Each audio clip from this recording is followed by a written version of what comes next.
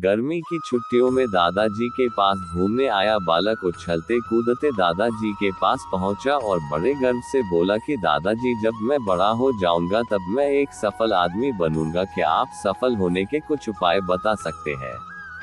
दादाजी हाँ में सर हिला दिया और बिना कुछ कहे लड़के का हाथ पकड़ा और उसे करीब की पौधशाला ले गए। वहां जाकर दादाजी ने 2 छोटे छोटे पौधे खरीदे और घर वापस आ गए। वापस आकर उन्होंने एक पौधा घर के बाहर लगा दिया और दूसरा पौधा गमले में लगाकर घर के अंदर रख दिया।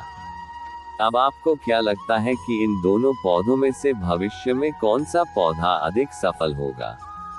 दादाजी ने लड़के से पूछा। लड़का कुछ समय तक सोचते रहा और फिर बोला, घर के अंदर वाला पौधा ज्यादा सफल होगा क्योंकि वो हर एक खतरे से सुरक्षित है, जबकि बाहर वाले पौधे को तेज धूप, आंधी, पानी और जानवरों से भी खतरा है। दादाजी बोले, चलो देखते हैं आगे क्या होता है, और वह अखबार उठाकर पढ़ने लगे। दादाजी दोनों पौधों पर ज्यादा ध्यान देते रहे और समय बीतता गया। 3-4 साल बाद जब एक बार फिर वह लड़का अपने माता पिता के साथ गांव घूमने आया, तब अपने दादाजी को देखा तो देखते ही बोला, दादाजी, पिछली बार मैंने आपसे सफल होने के कुछ उपाय मांगे थे पर आपने तो कुछ भी नहीं बताया था, पर इस बार आपको कुछ बताना ही होगा। दादाजी मुस्कुराए और लड़के को उस जगह ले गए जहां उन्होंने गमले में पौधा लगाया था। अब वह पौधा एक पेड़ में बदल चुका था। लड़का बोला, देखा दादाजी, मैंने कहा था ना कि ये वाला पौधा ज्यादा सफल होगा।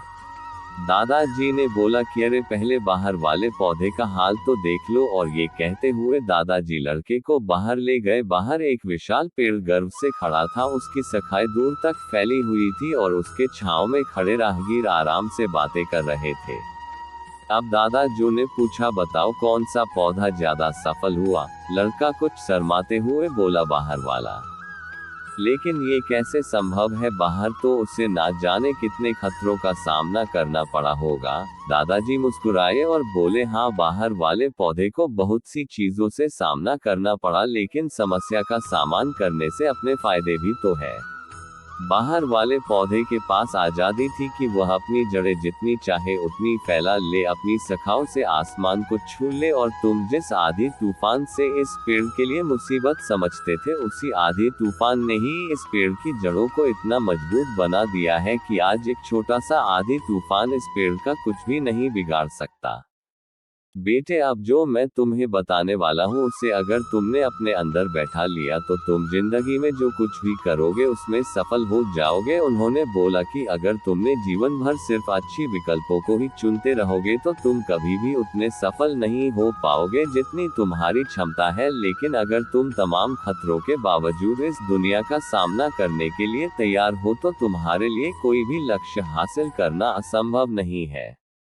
लड़के ने लंबी सांस ली और उस पेड़ की तरफ देखने लगा। वह दादाजी की बातों को समझ चुका था। आज उसे सफलता का एक बहुत बड़ा सबक मिल चुका था कि जीवन में हम जिन रुकावटों को हम जितना बड़ा शत्रु समझते हैं वही हमें मजबूत और जीवन में बहुत ज्यादा सफल बनाती है।